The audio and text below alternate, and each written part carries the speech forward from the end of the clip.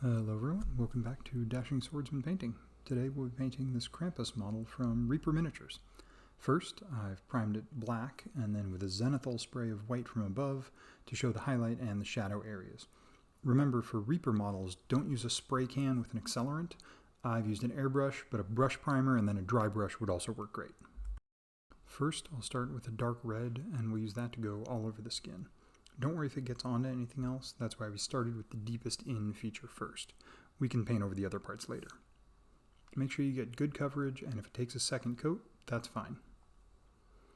Next, I decided to do the clothing in black. I'm actually using a really dark gray here since it still reads as black, but I can take a dark wash and show some depth of color.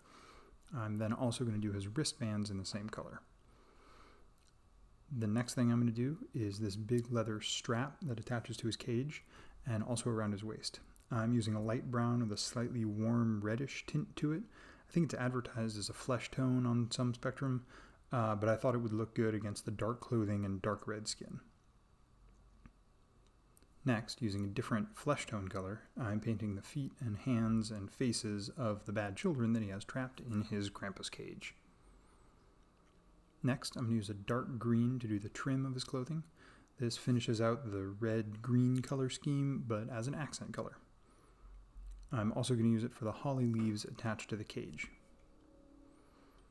Next, I'm going to use a warm, medium light gray for his beard and hair, and also for the fur on his feet and tail. I'm also carefully applying a little bit to the sculpted bits of fur on his arm. Next, using a medium dark brown for the wood on his club and on the switches attached to his belt. Then, using an ivory for his horns and hooves and carefully dotting his teeth as well. Next, a metallic silver for the cage on his back. Unfortunately, I did a really bad job of keeping him in frame. Next, a dark red-brown for the cordage along the edge of the leather straps. I picked a darker color to give a visual border between his skin and the leather. Then a dark red again for the holly berries. It's already on the palette, and the reason I didn't do them before is that they're very superficial detail, so they did accidentally get hit while I was doing the leaves and the metals. Now I can just paint right over those. Next, using a thin blue paint on the dress of the toy doll. Then the feet in a dark brown, face in a pale skin tone, and hair in the same off black. Then I'll use a bronze to get the metallics of the bells on the clothes and on the cage, and also the little bauble attached to his beard.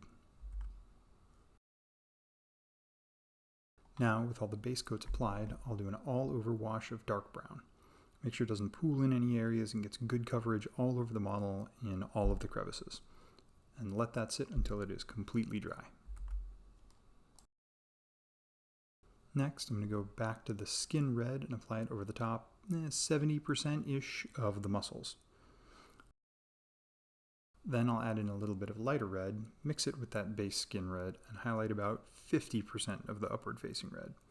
While brushing, I'm drawing my brush stroke so that it ends at the highest part, where I want the most color density. I'm also going to use the edge of the brush to hit the raised edges of the small details, fingers and facial features.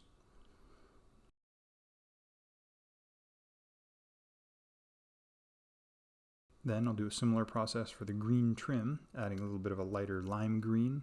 Edge of the brush is super helpful here. Same process for the gray of the hair and the fur. Same for the metals of the cage, working carefully around the other details. I didn't like how dark the bronze ended up drying, so I'm using a brighter yellowish gold to highlight the bells and the beard clip. Highlight the faces, hands, and feet of the children in the backpack. And then highlight the edges of the club and the switches with a lighter brown. I used the same dark gray black for the eyes to give them the sort of otherworldly look and to contrast against the red skin. For the base, I painted the whole thing with a dark brown. While that was still wet, I kind of sloppily added in some lighter patches of the browns and tans that I already had on my palette for some color variety. And then I painted the rocks in the medium gray. Once that was completely dry, I used one of the snow effect textures to glob it onto the base in large patches, but also making sure to see some of the underlying ground in between them. I added a little bit to his lower legs and the lower part of his clothes to make him look a little more lived in with the environment. Finally, I painted the base rim in a flat black. And with that, Krampus is done. This was a fun little holiday paint, and I think he could be a great NPC in any holiday-themed RPG game. Thanks for joining me here at Dashing Swords and Painting. Hope you're having a fun holiday season and not running afoul of Krampus. See you next time.